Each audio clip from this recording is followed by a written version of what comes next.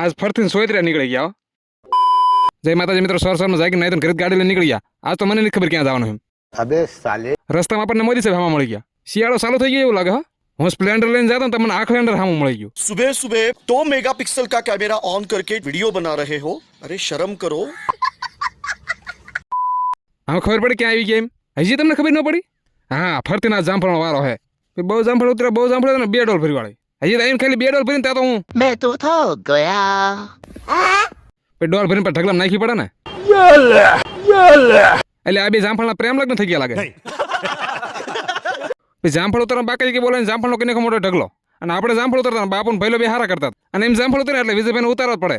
એટલે તને અહીંયા હોવાનું મુહૂર્ત આવે છે. ઘરે આવીને તો આજ તો ઢીંગુબેન હુતા હે. એ ઘરે બપોરનું કામ કરી પતાઈને આવી ગયા બીજી વાડીએ. વાડી આવીને તરત કરી દીધી મોટર ચાલુ, અને મોટર ચાલુ કરીને આવીને તો બહુ તડકો લઈ ગયો. બસ હવા નીકળ ગઈ. પછી આ વાડી આવીને આપણે કરવાનું તો નાની નાની જામફળ નાનું નાનું કટિંગ, અને પછી નનકી નનકી જામફળ નનકી નનકી બાકી બોલાવીને કટ કરી દીધું ચાલુ.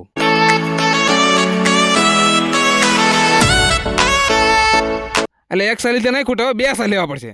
પછી પાછા 2 સાલ બોલાવી દીધી બાકાજી કી.